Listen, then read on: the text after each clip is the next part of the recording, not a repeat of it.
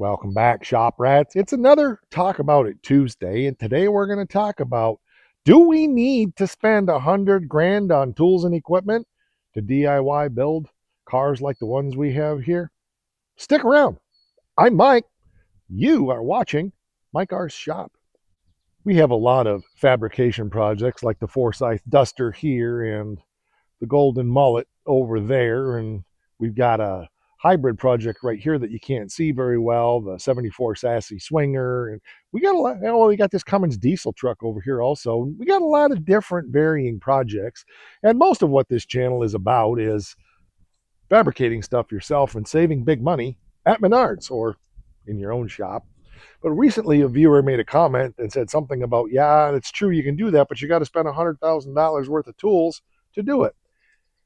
And I want to talk about that because that's not totally true. Now, I know that I have a shop that is bigger than most people have, and it is extremely well equipped with machines, including a full machine shop, and I've been very lucky and blessed. And we have episodes on the channel here where we talk about all of that, how I acquired that stuff and didn't pay hardly anything for anything. And yes, I used to be a professional mechanic, so I do have a toolbox full. That's quite a bit of money worth of hand tools, etc., etc. But do you have to have all of that to build cars? That's really the subject today. I think we've had 3, maybe 2 episodes on the Club Cabana truck that we're doing here, the USS Club Cabana, which is the sister truck to the Crew Cabana that we're going to be putting on this chassis eventually.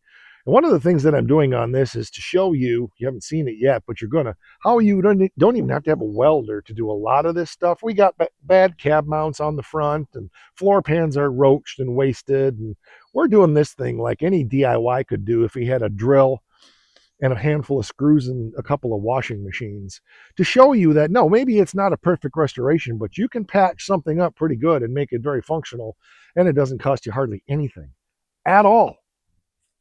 That means no bead roller, no shrinker stretcher, no pipe anvil, no sheet metal brake, no machining, nothing. You just use a pair of and cut some tin or the plasma cutter, but you don't have to have that, or a shear or a cutoff wheel. And you cut some metal and you throw it in there and you screw it down, and there's some braces missing, and maybe it's going to oil can here, so you put a little brace under there to stop that. We've done that before. We actually did that on Wanda. I don't remember if I did episodes on it or not. Maybe. I don't remember. There's so many episodes on the channel. There's over 1,000 episodes here on the channel. I can't possibly remember everything I share here. And I do a whole heck of a lot more work than everything I share on the channel, because sometimes I just got to get stuff done. I mean, let's face it, if you're convinced you're going to have to spend a lot of money, then guess what? You're going to spend a lot of money. And that's part of what this channel is here about, is to say, watch for those deals. And we got a tire machine up here in the tire shop. Where is it on that side? Upstairs, that we picked up. $50. We got a tire balancer, bubble balancer we picked up. $10. I think is what we paid for it. It's all here on the channel. There's stuff out there if you're ready, poised, willing, and able to jump on it when you find it. And that's the thing. It's the same thing with the cars. I buy the projects for pennies on the dollar and do them myself. And I don't use huge dollar tools to do it. I mean, even my sheet metal brake is just an old crap old Harbor Freight piece, but it works. You have to decide what's going to work for you. I mean, I didn't used to have a sheet metal brake. It's only been since 2020 that I've had that, and the shrinker stretcher, and the bead roller. I've done work all my life. I'm in my 60th year of life. All my life I've done that work. Never had those tools until just recently. And I've done tons of cars. All you need is a vise and some vice grips and a hammer and some dollies, and you can do just about anything if you put your mind to it. Yes, I do have a MIG welder, and I've had that MIG welder since 1990. Bought it brand new. I actually painted a car to earn that welder. But you don't have to necessarily even have that. Before I had that, I used to do body work, and I did the old-fashioned pop rivet thing. Okay, it wasn't perfect, but it got the job done. Pop rivet stuff on and go over it with tiger hair. Again, I'm not saying it's best practices. I'm saying you don't have to. And I think we've gotten brainwashed into this idea that I have to have the best parts, and I have to have the best tools, and I have to have this, and I have to have that. You know what? Back in the 1970s, Nobody had any of that stuff. And we still did stuff. We did it well. And it worked. Some of those cars are still on the road. I've been around a lot of people who have gotten older restorations and ripped them apart and said, oh my God, this work is horrible. No, it wasn't. It was the best they could do at the time with what they had. Here's the reality: the car's still around, even though the work wasn't perfect, and they were driving it and having fun with it. Yeah, I've seen Bondo this thick on quarter panels before, and going down the road at 60, nobody knew. In fact, most of the time, nobody knew when they were standing right next to it unless they went up to it like a moron and went clunk, clunk, clunk. And I promise you, if you go clunk, clunk, clunk on one of my cars, I'm probably going to go clunk, clunk, clunk on your forehead. It's a Bondo bucket. So what? Is the guy having fun with it? Is it safe? Is it done? It beats the trailer queen that's sitting in your garage that you're not done with, that has never been driven because it's not perfect. That's my point. Again, no criticism there. Here's my point though.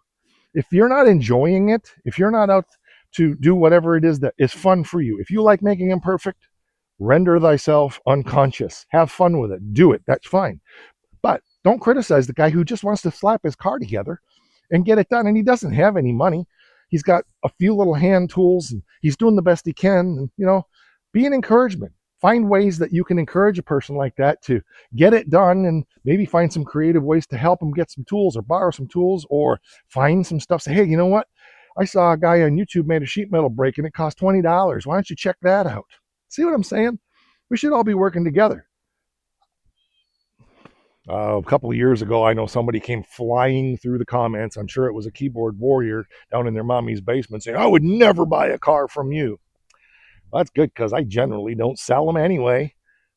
I don't care. I'm not building my cars to sell. I'm not building my cars for other people to enjoy. I'm building my cars because I enjoy building them and I enjoy driving them. And I think we lose sight of that because we have all these keyboard perfectionists out there who say, you have to do it the right way. You could do it the left way. Some people are left-handed. The motto around here is make it safe, make it done, and have fun. I'm not telling you have to do it the way I do it, but if you watch a channel like mine, you might get some ideas and say, and I know this has happened. I just had somebody comment on one of the videos just the other day. I never thought of doing it that way before. There you go. You don't have to do it that way, but maybe seeing how I do something can inspire you to see things differently and not go out and spend big money on a tool and go, you know what? With a little short piece of railroad track and a couple of body hammers, I can make some pretty swivel stuff. Okay, yeah, I know, I get it. There's limitations on some things, like you can't pretty much DIY your own pistons. At least I can't. I'm not saying there aren't people that can do that. There are. I'm not necessarily good enough to be able to do that. But I promise you, I've watched Marketplace and I've watched a few other things, and I have seen brand new pistons in the box that somebody bought that weren't right, and they were for sale for pennies on the dollar, and they would work for some of my projects. Again, if you are convinced that restoring a car like this one's going to take $100,000, then that's what you're going to spend, and you're not even going to think about alternative ways. Or if you're convinced that you've got to have $100,000 worth of tools to do the work, then that's what you're going to do, and you're probably going to stall yourself unless you have really deep pockets, which most people on my channel don't.